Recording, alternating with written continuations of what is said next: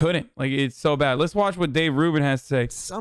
I love this fucking idiot, dude. He's so smooth-brained. Brain so smooth, dude. Aaron Rupar thread on the MAGA Millions March. I mean, there's a lot of people there. There's certainly a lot of people there. Somehow, to me, the idea that Joe Biden, who did not campaign, who we all know has cognitive problems, who's not going to be in charge, and all of those things, you're telling me he got something like 15 million more votes than Barack Obama? Yeah, that is a hard one to swallow. Yeah. Yeah, that's how bad Donald Trump is. And also, that's how powerful the media is. Folks, this is something you got to remember. Like, I don't have an illusion on this matter. I don't think that Joe Biden, like, you know, won the fucking primaries because people like the cut of his jib, okay? I don't think he, like, organized, and that's why he won, like, Virginia in overwhelming numbers. I think that both Bernie and Donald Trump got owned by a husk, okay? A husk that was backpacked aggressively by the media.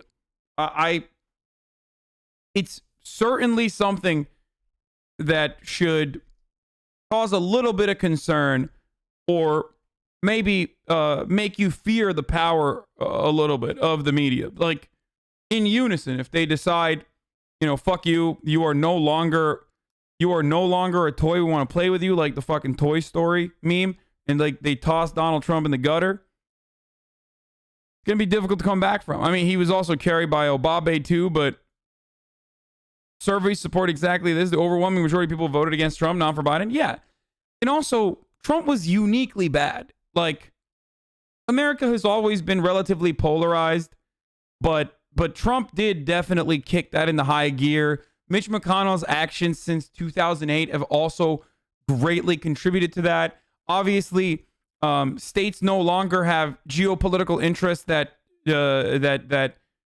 differentiate from, like, the rest of the Republican Party as they once did, or differentiate from the rest of the Democratic Party as they once did. So now you have a deeply divided, very polarized two-party system. They're, of course, not that polarized when it comes to, I don't know, expanding our military machine and things of that nature. But they are we are in a unique place of polarization. There's, of course, 30 million extra people since Obabe, so obviously there's going to be more votes, but that doesn't matter.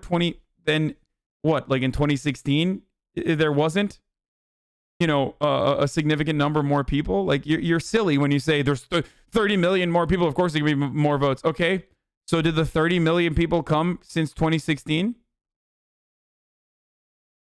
No, it's the mail-in ballots. That's part of it. It was the mail-in ballots. It was universal mail-in ballots and early access, like early voting opportunities that did not exist.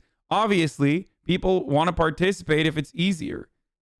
Something that is very simple to understand. That's why Donald Trump also increased his turnout tremendously as well.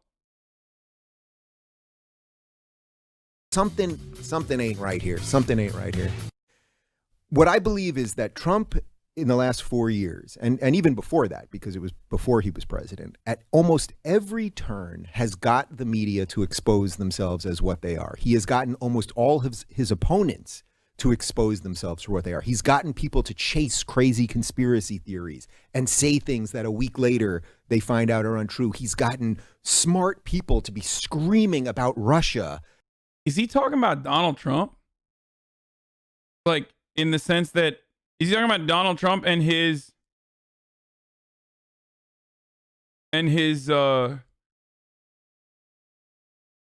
followers? Like, I'm confused. And now saying nothing about potential errors or violations in voting. So he's played this game so well that the reason I see some possible chance here is that it seems odd to me that the guy who got everything right, pulled the mask off all of these people for 4 years, only to get to the end of the game, the big boss, if we're in a video game, right? He got to the end of the movie and he didn't have a weapon in his pocket. He didn't have something. Now, maybe that is possible. And maybe. Oh, that's so good. Oh, that is. Whoo! I'm going to have withdrawals after this much copium, dude. It's going to be hard to recover. Like, I'm going to need whatever the equivalent is of like a lower end cope mechanism, so I can fucking I have the shivers right now thinking about. It's wild. Like, he's just like, it can't happen. It can't happen. How could he have no?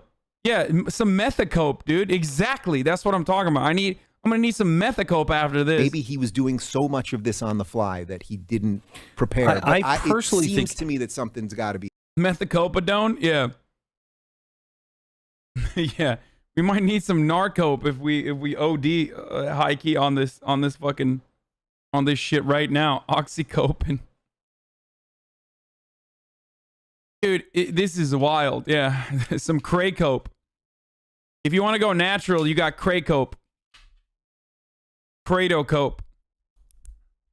be there.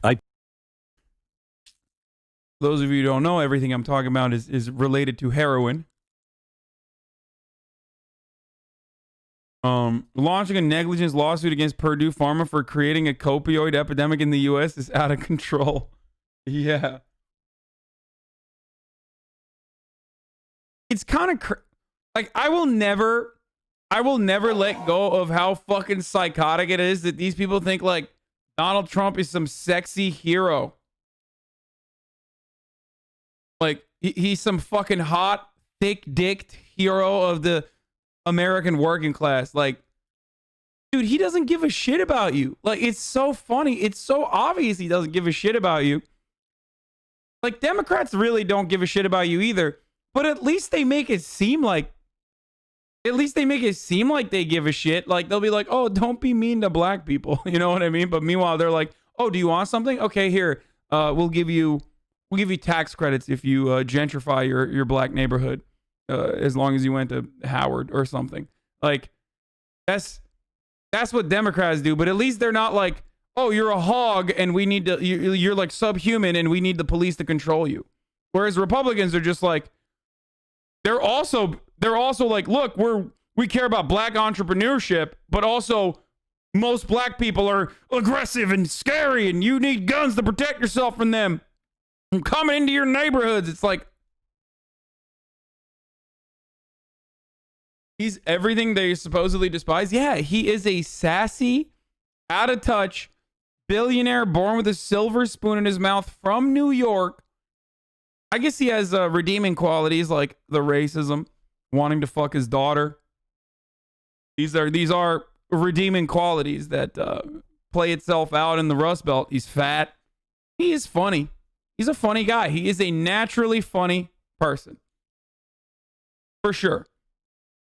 Like, because of how fucking sassy and petty he is. He is a naturally funny person. And that kind of stuff works well. He also exudes this, like, false confidence that losers have. Like a fucking high school quarterback trying to relive his glory days, you know? Yeah, I would fuck that dude up, but, like, I threw my back out. That's why. I won't fuck that dude up. Like, that kind of mentality exists in so many of these fucking rural towns. And when they see that, it's like when they see someone from the bully pulpit pretty much behave in exactly the same way that they do, they love that shit. It's hard not to feel a personal connection to someone like that, despite all of the other underlying qualities that Trump has that would make him an enemy of the state and an enemy of the American working class.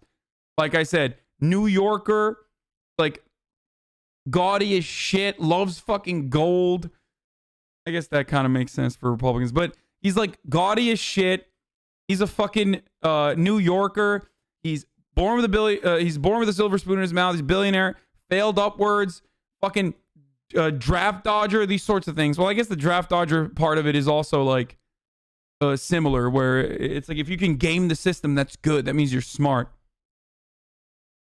Uncle about to get Rico'd. Am I right, chat? Who is? Oh, you mean Trump is? Let's see.